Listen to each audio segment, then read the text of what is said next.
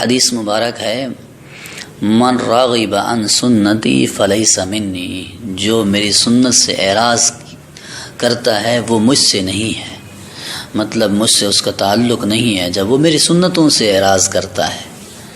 تو ہمیں چاہیے کہ پیارے پیغمبر صلی اللہ علیہ وسلم کی سنتوں کو اپنی زندگیوں میں لائیں۔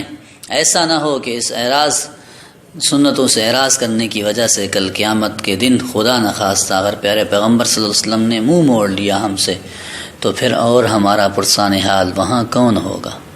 اس لیے ہم اپنی زندگیوں میں اس سنتوں سے بہاریں لائیں۔ اللہ عمل کی توفیق عطا فرمائے۔ دعا فرمایا جب سو کر اٹھے تو یہ پڑھے، الحمدللہ الذی احیانا بعد ما اماتنا والیہ النشور، کہ تمام تعریفیں اس اللہ کے لیے ہیں جس نے ہمیں زندہ کیا مار دینے کے بعد اور اسی کی طرف لوٹنا ہے۔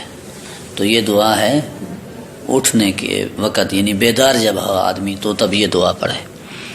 عقیدہ بیان فرمایا کہ بزرگوں کو وسیلہ بنانے کے بجائے براہ راست انہی سے حاجات مانگنا اور ان کو مشکل کشا سمجھنا شرک ہے، تو اس سے ہمیں بچنا چاہیے۔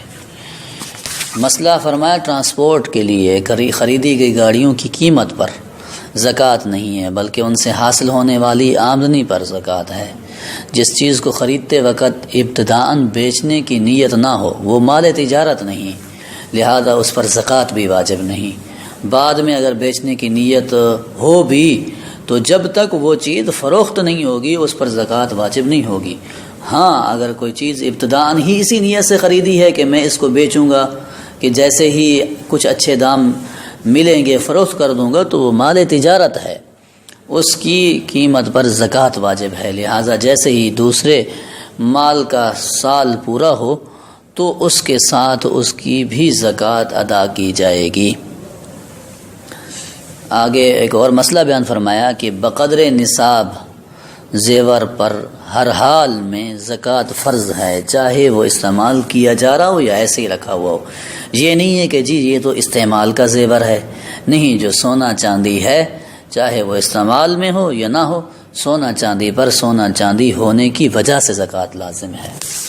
من گھڑت بات فرمایا مشہور ہے کہ خامند بیوی کے جنازے کی چارپائی کا پایا بھی نہ پکڑے سو یہ غلط ہے، اجنبیوں سے وہ اس کا زیادہ مستحق ہے، اس پائے پکڑنے سے اس کو منع نہ کیا جائے۔ بسم اللہ الرحمن الرحیم۔